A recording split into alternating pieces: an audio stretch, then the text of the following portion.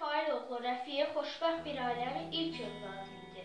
16 avqust 1996-cı ildə dünyaya gəlmişdir. Sevilə-sevilə böyüyüb, böyüdükcə də ailəsevər, vətənpərvər bir gənc kimi ətrafındakilara nümunə olurdu. Çünki doğulduğu ailə halal, zəhmətkeş və kökünə bağlı idi. Babası Qadir Rəfiyev Ordubad Təhsil Şöbəsinin müdiri işləmişdi. Ziyalı bir ailənin ziyalı igid oğlu Ülvi. Ülvi bütün qohumları tərəfindən çox sevilirdi. Çünki adı kimi çox saf, təmiz və mehriban idi. Orta məktəbi bitirdikdən sonra Azərbaycan Dövlət Neft və Sənaye Universitetinə qəbul olmuşdu. Yaxşı oxumaqla bərabər, həm də universitetin ictimai işlərində fəal iştirak edirdi. Universitetin gənclik, mahnı və rəqs ansamblının ən fəal üzvü idi. Bütün yarışlarda, beynəlxalq festivallarda universitetin şərəfini qoruyur, həmişə qalib kimi qayıdırdı. Gələcəklə bağlı böyük arzuları vardı. Ölkəmizi beynəlxalq yarışlarda layiqincə təmsil etmək istəyirdi. Tələbə həyatından sonra hərbi xidmətə çağırıldı və vətənə olan borcunu qaytardı. Burada da ailəsinin başını ucaq tutmuşdu. Hərbi xidmətdən sonra ailəsinə dəstək olmaq üçün əmək fəaliyyətinə başlamışdı. İşini çox sevirdi. Ailə qurmaq üçün planlar qururdu. Hər zaman deyərdi ki, özünə möhtəşəm toy edəcəyəm və toyunda zeybək rəqsini oynayacağam. İkinci Qarabağ müharibəsi başlayanda artıq 4 ay idi ki, sevdiyi xanımla nişanlanmışdı. Ölkəmizdə yayılan xəstəlik və yaranan müharibə səbəblərindən ötürü toy məsələsi yubanırdı və düşünürdü ki, tezliklə hər şey düzələr.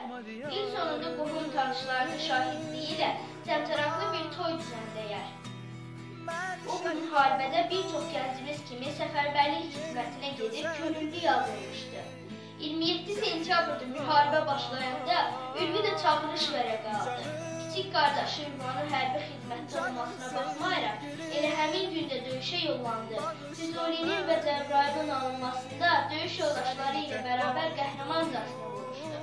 25 oktyabr səhər saat 10 radələrindən başlayaraq döyüş getdikcə daha da güclənirdi. Güclü səs-küyün atəşin altında əvvəlcə yanında güclü partlayışın olduğunu eşitdi. Sonra beldən aşağı güclü bir ağrı hiss etdi. Bu an o özünə cəsarət toplayıb ayağa qalxmaq istədi, ancaq bacarmadı. Çünki qəlbə öz işini görmüşdü.